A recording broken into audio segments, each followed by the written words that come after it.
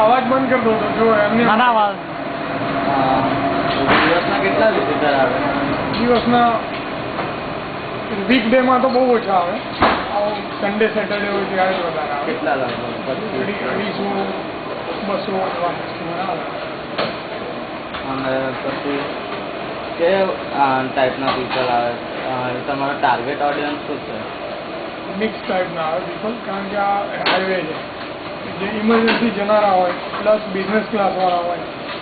Regularly વીકમાં business ક્લાસવાળા વધારે હોય. સેટરડે સન્ડે મિક્સ પબ્લિક આવે, ફેમિલીવાળા. અને રેસ્ટોરન્ટના ટાઈમિંગ શું છે? 11 to 11 AM to 11 PM. અને પછી આ અમદાવાદ તો પાસે જ હતો, તમે આ જગ્યા કેમ ચૂઝ કરી? કે બધા તો ઘરે આ જગ્યા એટલે આ નેશનલ હાઈવે ઓથોરિટી ઓફ ઇન્ડિયાનો પ્રોજેક્ટ છે. અને રિલાયન્સે એને પણ કરેલું છે, બિલ્ડઅપ કરીને બનાવેલું છે. એટલે આ હાઈવે આગળ ઉપર લંબાવેલો છે, તો જે બહારની પબ્લિક હોય એના માટે બેનિફિટ છે. અને પછી રાજસ્થાન જનારી, દિલ્હી જનારી જે પબ્લિક છે, લોંગ ડ્રાઈવ કરીને આવી હોય એને રિફ્રેશમેન્ટ તો જોઈએ, લંચ છે પણ ડિનર ટાઈમમાં ડિનર જોઈએ. અને અહીંયા શું કયા કયા ટાઈપનું ખાવાનું હોય? ગુજરાતી નહીં, હાઈવે છે એટલે હાઈવેની એ ટાઈપની પબ્લિક હોય. ઇન્ડિયન પંજાબી ફૂડ છે, ચાઇનીઝ ફૂડ છે, બેકરી ફૂડ છે. પછી સૌથી વધારે શું મતલબ ખાવા માટે?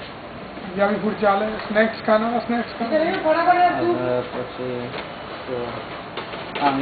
ઇન્ડિયામાં તો ગુજરાતમાં જ ગુજરાતમાં છે, ઇન્ડિયામાં નથી. ઇન્ડિયામાં ખાલી ગુજરાત? ઇન્ડિયામાં ડાબા ટાઈપના છે, પેલી બાજુ છે ને પ્લાઝા, રિલાયન્સના રિલાયન્સ. પણ ગુજરાત જ કેમ રાખ્યું એકદમ સારું? પહેલો પ્રોજેક્ટ અહીં અમદાવાદથી વડોદરાનો એક્સપ્રેસ હાઈવે બન્યો હતો. સૌથી પહેલું છે. બાકી બાર બાજુ છે? બાકી પ્લાઝા મળે તમને, ડાબા. આના માટે કોઈ ગવર્મેન્ટની પરમિટ કે એવું કંઈ તો જોઈતું જ હશે ને? ના, national highway authority of India વાળાએ પ્રોજેક્ટ બનાવેલો છે, રિલાયન્સ એને હેન્ડલ કરે. પણ અગર કોઈ બીજાને કર્યું શું કરવું પડે? તો NHAI નો કોઈ નવો પ્રોજેક્ટ હોય એમાં જ નહીંતર એમના ના કરે. નવા રોડ બનતા હોય એક રેસ્ટોરન્ટમાં કેટલું ઇન્વેસ્ટ એ આઈડિયા રિલાયન્સ પાસે ફિગર મળે.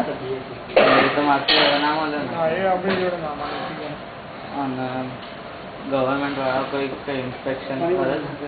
હા, ફૂડનું હોય, ક્વોલિટી કંટ્રોલ ચેક વાળા આવે, અને લાઇસન્સ વાળા આવે. ના, એમની વિઝિટ હોય ત્યારે આવે. 6 મહિને પછી એમની ફ્રિકવન્ટલી વિઝિટ હોય ત્યારે આવે. અને ક્વિક સર્વિસ જે હોય એ જલ્દી મેન્ટેન, બધાને જલ્દી ખાવાનું મળી જાય, એના માટે તમે શું વિચારો, શું કરો તમે લોકો જેથી સર્વિસ જલ્દી મળે સારી? ક્વિક સર્વિસ એટલે ઓર્ડર આપે ને 8 કે 10 મિનિટમાં પંજાબી ફૂડ એમને ટેબલ પર સર્વ થઈ જાય, મેક્સિમમ 12 મિનિટ થાય.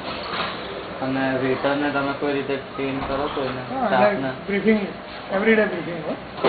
પણ પહેલાં બધું કેવી રીતે ટ્રેન કરો? એ સિક્વન્સ વાઇઝ ટ્રેનિંગ હોય એની, અને દરેક વસ્તુ સમજાવવામાં આવે, counter wise, menu wise, counter wise, product wise.